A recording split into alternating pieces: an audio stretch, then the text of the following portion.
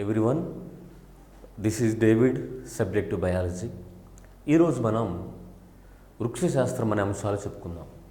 అంటే ఈ టాపిక్లో, ఈ వీడియోలో వృక్షశాస్త్రం సంబంధించి డిస్కస్ చేసుకుంటాం. అసలు ఓవరాల్గా వృక్షశాస్త్రంలో వేడి గురించి డిస్కస్ చేసుకోపోతాం. వృక్షశాస్త్రంలో మొక్కల యొక్క వర్గీకరణ, అంటే పుష్పించని మొక్కలు, పుష్పించే మొక్కలు. దాంతోపాటు పుష్పించే మొక్కల్లో పుష్పించిన వాటిలో చూసినట్లయితే బ్రయోఫైటా, అంటే థ్రాలోఫైటా, బయోఫైటా, టెరిడోఫైటా. పుష్పించే మొక్కలైతే వివృత బీజాలు, ఆవృత బీజాలు. ఆ తర్వాత మొక్కల యొక్క వేరు వ్యవస్థ, కాండ వ్యవస్థ, పత్రము, పుష్పం, మొక్కలలో ప్రత్యుత్పత్తి విధానం, ఫలం, విత్తనం మరియు కిరణజన్య సంయోగక్రియ, వృక్ష హార్మోన్లు, మొక్కల యొక్క ఆర్థిక ప్రాముఖ్యత గురించి చెప్పుకుంటాం. ఓకే, ఇప్పుడు వృక్షశాస్త్రం, బాటనీ,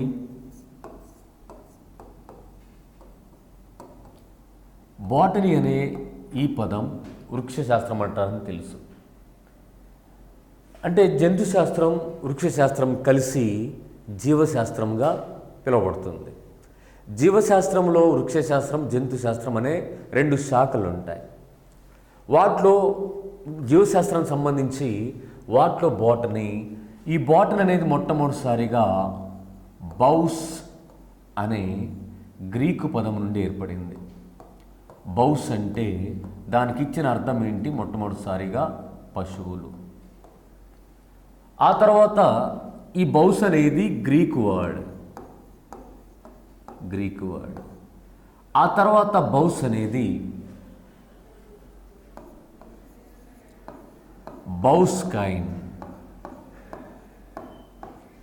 బౌస్కైన్గా మార్చబడింది. బౌస్కైన్ యొక్క అర్థం ఏంటి అంటే పశువుల మేత. బౌస్కైన్ యొక్క అర్థం పశువుల మేత. అంటే పశువుల మేత దాదాపుగా అర్థం వచ్చింది. దానిని పశువుల మేత సంబంధించి చూస్తే మొక్కలుగా చెప్తాం, హెర్బ్గా చెప్తాం, ప్లాంట్స్గా చెప్తాం. ఆ తర్వాత బౌస్కైన్ అనేది బొటానీగా మార్చబడింది. ఈ బొటానీ ప్రస్తుతం బాటనీగా పిలువబడుతూ ఉంటుంది. ఇలా బాటనీ అనే పదం వివిధ దశల్లో పరిణామం చెందింది. అంటే బాటనీ అనేది మొక్కల గురించిన అధ్యయనం చేసే శాస్త్రం. మొట్టమొదటిసారిగా మొక్కల మీద పరిశోధన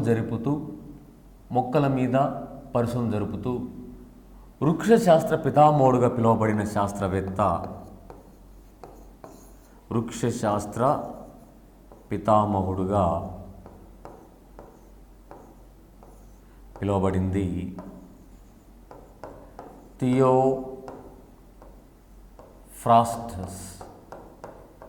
థియోఫ్రాస్టస్ అనే శాస్త్రవేత్త పురాతన యాన్షెంట్ బొటానిస్ట్గా పిలువబడుతున్నాడు. సో ఇక్కడ కనపడుతున్న ఇమేజ్ థియోఫ్రాస్టస్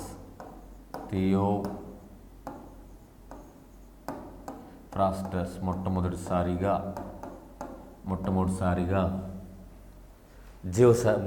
బాటనీ సంబంధించిన పరిశోధన జరిపిన శాస్త్రవేత్త. ఇతన్ని వృక్ష శాస్త్ర పితామహుడుగా పిలువబడతాడు. అయితే ఇతను 500 రకాల మొక్కలను వర్గీకరించినట్లుగా ఒక బుక్ను కూడా రూపొందించాడు.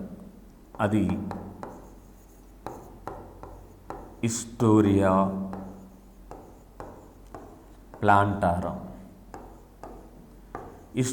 ప్లాంటారం అనే బుక్ను కూడా రచించి ఆ బుక్లో 500 రకాల మొక్కల గురించి వివరించినట్లుగా తెలియజేయడం జరిగింది. అయితే అటువంటి గ్రంథం మొక్కలకు సంబంధించింది. సో హిస్టోరియా ప్లాంటారం ఇది థియోఫ్రాస్టస్ యొక్క గ్రంథం. ఆ తర్వాత కాలంలో మొక్కల మీద విస్తృతంగా పరిశోధన జరిపి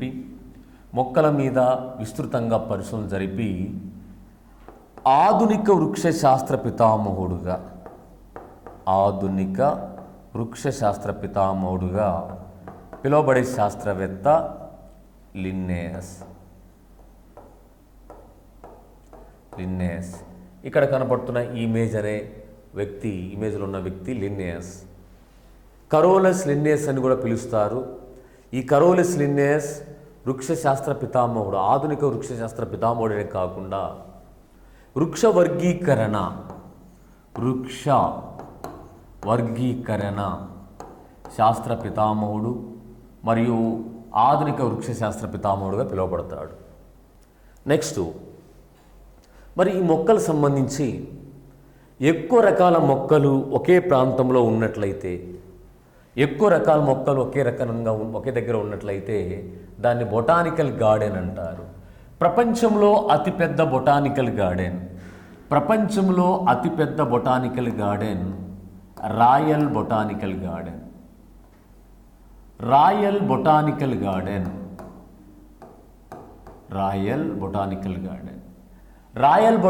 గార్డెన్ అనేది ఇది లండన్లోని క్యూ వద్ద ఉంది. ఇది ప్రపంచంలో అతిపెద్ద బొటానికల్ గార్డెన్. ఇక్కడ కనబడుతున్న పై ఇమేజ్ రాయల్ బొటానికల్ గార్డెన్. ఇది లండన్లో క్యూ అనే పట్టణంలో ఉన్నది. దీంట్లో కొన్ని వేల సంఖ్యలో మొక్కల రకాలు ఉన్నాయి. దీంట్లోనే అతిపెద్ద హెర్బేరియం కూడా ఉన్నది. అంటే ప్రపంచంలో అతిపెద్ద హెర్బేరియము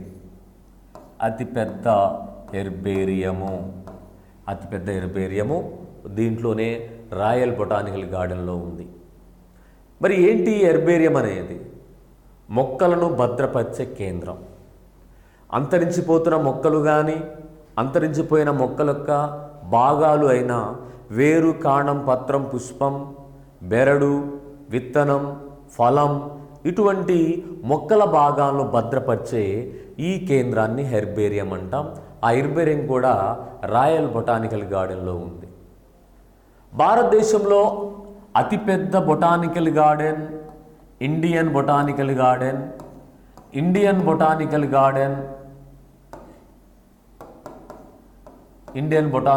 అనేది ఇది పశ్చిమ బెంగాల్లోని హౌరా వద్ద ఉంది. దీంట్లో కూడా హెర్బేరియం ఉన్నది. మొక్కలను మరియు వాటి యొక్క మొక్కల యొక్క భాగాలను భద్రపరిచే కేంద్రం ఇండియన్ బొటానికల్ గార్డెన్లో హెర్బేరియంలో భద్రపరచబడుతూ ఉంటుంది. సరే, ఇక్కడ అతిపెద్ద కేంద్రాలు చెప్తాం, మొక్కలకు సంబంధించి చెప్పాం కాబట్టి వాటిలో రాయల్ బొటానికల్ గార్డెన్ చెప్పాం. అదే ఎక్కువ సంఖ్యలో జంతువులు ఒక ప్రాంతంలో ఉన్నట్లయితే దాన్ని జూ పార్క్ అంటాం. ప్రపంచంలో అతిపెద్ద జూ పార్క్ క్రూగర్.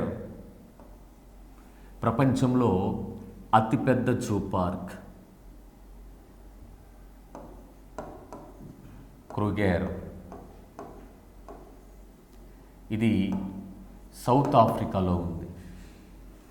ఇక్కడ కనపడుతున్న ఈ ఫారెస్ట్ ఏరియా మొత్తం కూడా జూ పార్క్. ఇది ప్రపంచంలో అతిపెద్ద జూ పార్క్గా పిలువబడుతూ ఉంటుంది. సౌత్ ఆఫ్రికాలో ఉంటుంది. భారతదేశంలో అతిపెద్ద జూ పార్క్ అలీపూర్. ఇది పశ్చిమ బెంగాల్లో ఉంది.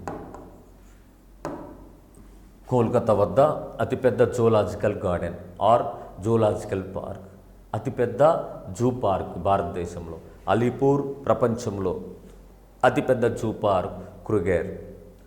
ప్రపంచంలో అతిపెద్ద botanical garden royal botanical garden.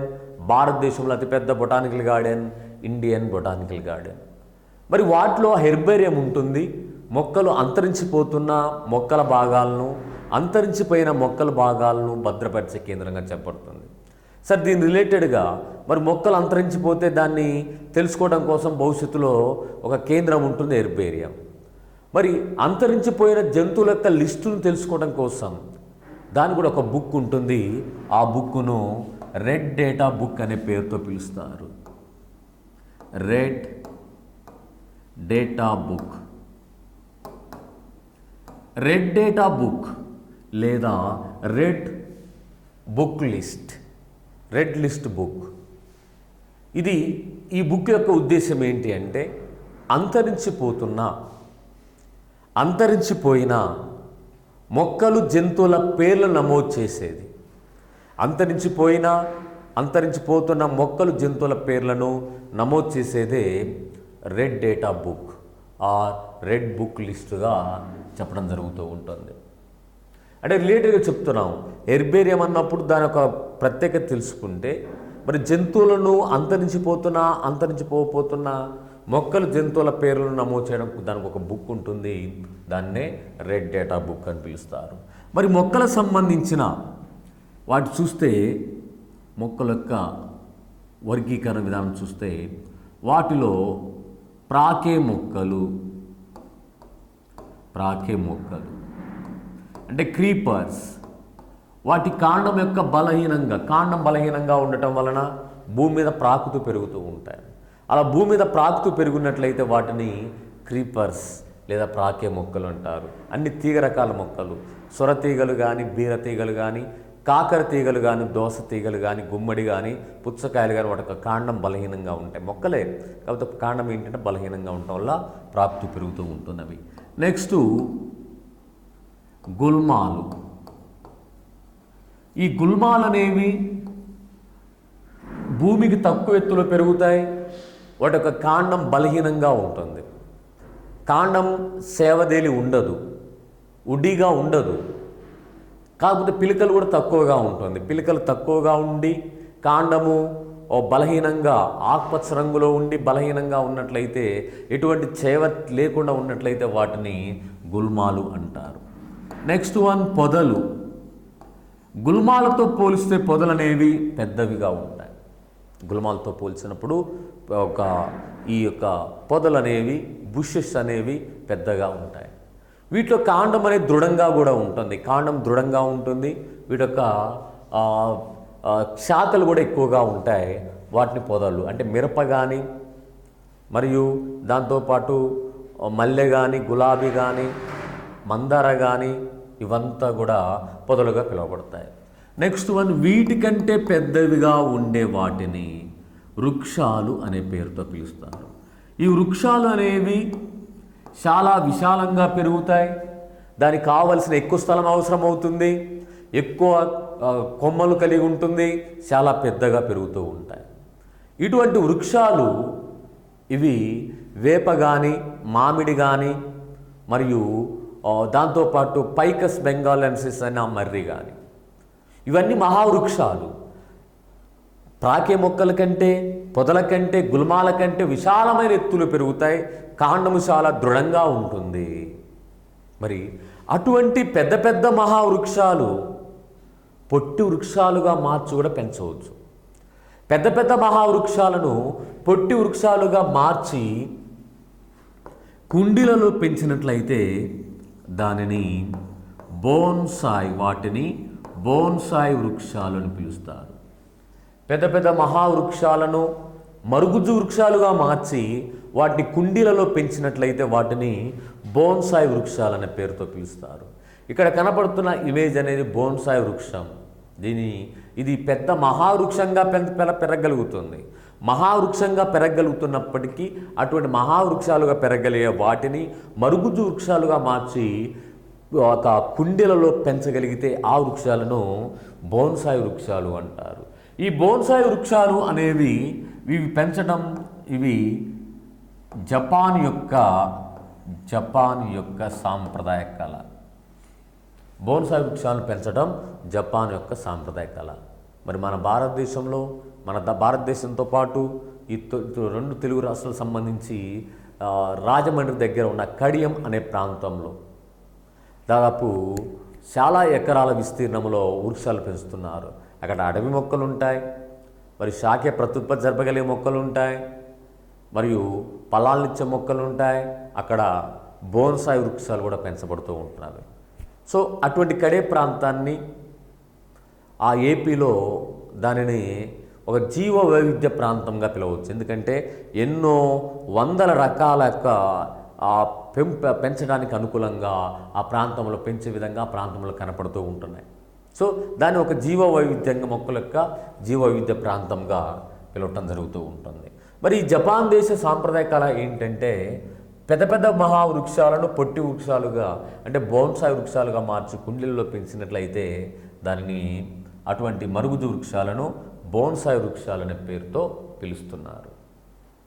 ఇది అయితే ఈ వృక్షం అనే పదం వచ్చింది కాబట్టి వేప అనేది మహావృక్షం అవుతుంది. ఈ వేప చెట్టును ఇటీవల ఐక్యరాజ్య సమితి యుఎన్ఓ దానిని శతాబ్ద వృక్షంగా ప్రకటించింది. ఎందుకంటే ఆ వేపలో ఎన్నో రకాల మేలు కలగచేసే ఔషధాలు ఉన్నాయట. కాబట్టి ఆ పర్పస్లో దృష్టిలో పెట్టుకొని వ్యాధులకు ఎందుకు అనవసరంగా వేలు ఖర్చు పెడుతూ ఉంటాం, ఆ పరంగా చెప్తూ వ్యాధులకు ఖర్చు పెట్టకు వేప చెట్టును పెంచుటం మేలు అనే స్లోగన్తో ఈ వేప చెట్టును శతాబ్ద వృక్షంగా ఐక్యరాజ్య సమితి ప్రకటించింది. ఇటీవల ఐక్యరాజ్య సమితి ఏ వృక్షాన్ని శతాబ్ద వృక్షంగా ప్రకటించింది అన్నప్పుడు ఈ యొక్క వేప చెట్టును శతాబ్ద వృక్షంగా ప్రకటించినది. నెక్స్ట్ వన్ మరి ఈ మొక్కలకు సంబంధించిన వర్గీకరణ విధానం చూస్తే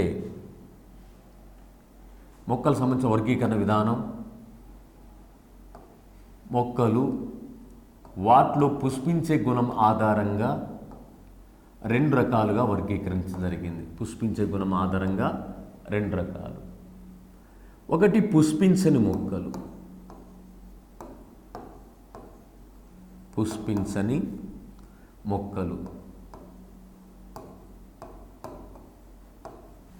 2 పుష్పించే మొక్కలను 2 రకాలుగా వర్గీకరించారు. పుష్పించని మొక్కలు అని, పుష్పించే మొక్కలని. పుష్పించని మొక్కలను 3 రకాలుగా వర్గీకరించారు.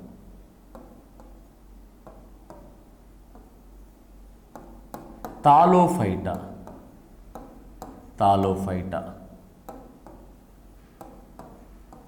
బ్రయోఫైటా,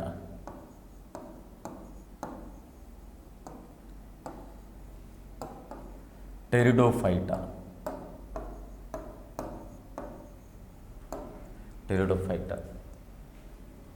ఈ తాలోఫైటా 2 రకాలుగా ఉంటున్నవి.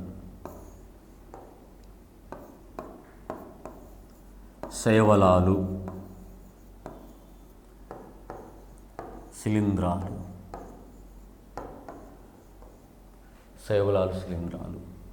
పుష్పించే మొక్కలు 2 రకాలుగా ఉంటాయి. ఇవి వివృత బీజాలు,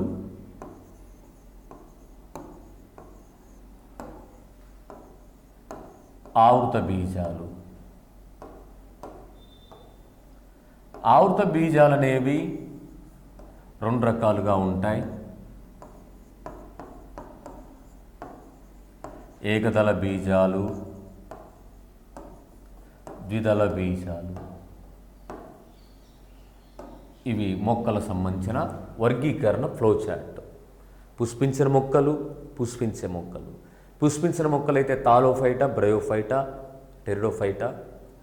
ఈ తాలోఫైటా శైవలాలు, శిలీంధ్రాలు అనే 2 రకాలు. పుష్పించే మొక్కలైతే వివృత బీజాలు, ఆవృత బీజాలు.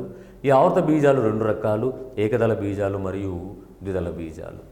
వీటిలో ఫస్ట్ ఆఫ్ ఆల్ మనం పుష్పించిన మొక్కల గురించి తెలుసుకున్నాం. పుష్పించని మొక్కలు.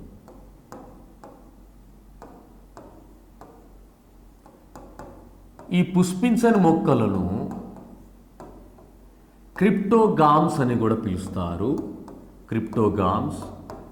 దీంట్లోనే 2 రకాల అర్థాలు ఇస్తుంది. ఈ క్రిప్టోగామ్స్లో 2 పదాలు ఉన్నాయి. క్రిప్టో అనగా రహస్య, గామి అనగా సంఘం, హిడెన్ మ్యారేజ్, రహస్య సంఘంగా పిలువబడుతున్నవి. ఈ క్రిప్టోగామ్ లేదా పుష్పించని మొక్కలలో ఎటువంటి పుష్పాలు ఉండవు, సంయోగ బీజాలు ఉండవు, సంయుక్త బీజం ఏర్పడదు, అంటే అది విత్తనంగా మారదు, అయినా కొత్త జీవులు ఏర్పడతాయి. ఇటువంటి జీవులలో ఒకే జీవి ప్రమేయం ఉంటుంది. సంయోగ బీజాలు ఏర్పడవు, పుష్పాలు ఉండవు, క్రోమోజోములో మార్పు ఉండదు. అటువంటి లక్షణాలు, సాధారణ లక్షణాలన్నీ కూడా పుష్పించని మొక్కల యొక్క లక్షణాలు. ఇటువంటి పుష్పించని మొక్కలు 3 రకాలుగా ఉన్నాయి. తాలోఫైటా,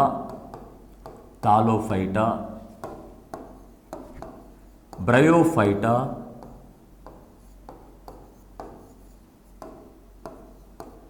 టెరిడోఫైటా, థాలోఫైటా, బ్రయోఫైటా,